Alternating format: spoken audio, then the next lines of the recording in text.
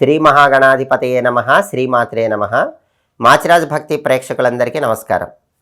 మాచిరాజు భక్తి ప్రేక్షకులందరికీ భోగి పండుగ పర్వదిన శుభాకాంక్షలు. 2025 సంవత్సరం జనవరి 13వ తేదీ భోగి పండుగ వచ్చింది. భోగి పండుగ రోజు భోగి మంటలు ఎందుకు వేయాలో, భోగి మంటల దగ్గర పాటించాల్సిన పరిహారం ఏంటో ఈ వీడియోలో మనం తెలుసుకుందాం.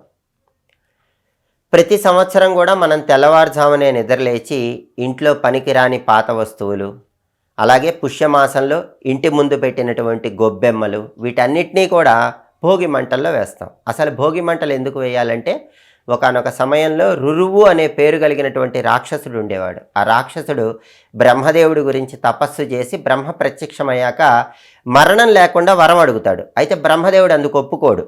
అప్పుడు రురువు ఏమడుగుతాడంటే, ఎవరైనా సరే 30 రోజుల పాటు ఇంటి ముందు గొబ్బెమ్మలు పెట్టి అవి ఎండిపోయిన తర్వాత మంటల్లో వేస్తే, ఆ మంటల్లో నన్ను తోస్తేనే నేను మరణించాలి, ఇతర సమయాల్లో నేను మరణించకూడదని బ్రహ్మదేవుడి దగ్గర వరం తీసుకుంటాడు. ఈ రురువు అందరినీ ఇబ్బంది పెడుతూ ఉంటే దేవతలందరూ ఏం చేస్తారంటే, ధనుర్మాసంలో 30 రోజులు ఇంటి ముందు గొబ్బెమ్మలు పెడతారు. అవి ఎండిపోయిన తర్వాత వాటిని మంటల్లో వేసి ఈ రురువు అనే రాక్షసుడిని మంటల్లో తోస్తారు. అలా తోసిన రోజు భోగి. ఆ రురువు అనే రాక్షసుడు చనిపోవటానికి సంకేతంగా భోగి రోజు భోగి మంటలు వేసుకోవాలి. ఇది పురాణాల్లో చెప్పిన కథ. అయితే ఇందులో ఒక వైజ్ఞానిక రహస్యం ఉంది. ఆ రహస్యం ఏంటంటే, రురువు అంటే సూక్ష్మ క్రిమి అని అర్థం. వాతావరణంలో ఉండే సూక్ష్మ క్రిములన్నీ పోవటానికి భోగి మంటలు వేయాలి. అది దీనిలో ఉన్న వైజ్ఞానిక రహస్యం. అలాగే ఇందులో ఒక సందేశం కూడా ఉంది. ఆ సందేశం ఏంటంటే, మనలో ఉన్న దుర్గుణాలు, చెడ్డ గుణాలన్నీ భోగి మంటల్లో కాల్చేయాలి. అది భోగి మంటల్లో ఉన్న నిజమైన సందేశం. మరి భోగి మంటల దగ్గర మనం ఏం చేయాలంటే, భోగి మంటలు వేసేటప్పుడు ఒక బిందెలో నీళ్లు తీసుకోండి. ఆ నీళ్లు భోగి మంటల మీద కొద్దిగా వేడి చేయండి. భోగి మంటల మీద వేడి చేసిన నీళ్లు మీరు స్నానం చేసే నీళ్ళల్లో కలుపుకొని ఆ నీళ్లతో మీరు స్నానం చేయండి. దీనివల్ల గ్రహ దోషాలు తొలగిపోతాయి, గ్రహాల అనుగ్రహం లభిస్తుంది.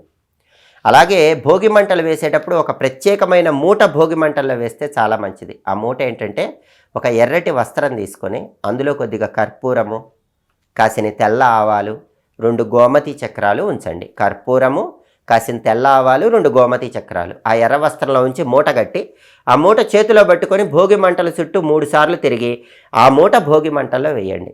ఆ మూట భోగి మంటల్లో వేస్తే మీకున్నటువంటి జాతక దోషాలు తొలగిపోతాయి, మీకు అదృష్టం కలిసి వస్తుంది, గ్రహాల అనుగ్రహం కలుగుతుంది. ఆర్థికంగా, ఆరోగ్యపరంగా, కుటుంబపరంగా సంవత్సరం అంతా కలిసి రావటానికి భోగి మంటల దగ్గర ఈ ప్రత్యేకమైన మూట భోగి మంటల్లో వేయాలి. 3 సార్లు ప్రదక్షిణలు చేశాక ఆ మూట పట్టుకొని ఆ మూట భోగి మంటల్లో వేయండి. అలాగే భోగి మంటలు పూర్తయిపోయిన తర్వాత ఆ మంటల నుంచి వచ్చినటువంటి బూడిదను నుదుటి మీద, హృదయం మీద, చేతుల మీద రాసుకుంటూ శ్రీయమిచ్చేత్ హుతాశనాత్ అని అందరూ అనుకోండి. శ్రీయము అంటే సంపద, హుతాశనుడు అంటే అగ్నిదేవుడు. అగ్ని నుంచి సిరి సంపదలు రావాలని దీనిలో ఉన్న అర్థం. కాబట్టి అందరూ కూడా ఆ భోగి మంటలు పూర్తయ్యాక ఆ బూడిద రాసుకుంటూ శ్రీయమిచ్చేత్ హుతాశనాత్ అనుకోండి. కనీసం 11 సార్లు అనుకోండి.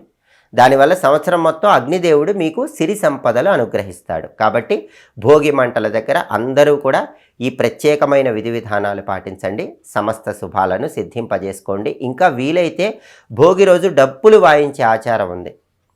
మనకు వర్షాలు కురిపించే ఇంద్రుడి గౌరవానికి సంకేతంగా డప్పులు వాయిస్తారు. కాబట్టి భోగి మంటలు వేసేటప్పుడు పెద్ద పెద్ద శబ్దాలు చేస్తే ఇంద్రుడి అనుగ్రహం కూడా కలుగుతుంది. మాచిరాజు భక్తి ప్రేక్షకులందరికీ భోగి పండుగ సందర్భంగా లక్ష్మీనారాయణల సంపూర్ణమైన అనుగ్రహం కలగాలని కోరుకుంటూ, ఎప్పటికప్పుడు పండుగల సందర్భంగా ఎలాంటి విధి విధానాలు పాటించాలో తెలుసుకోవాలనుకుంటున్నారా?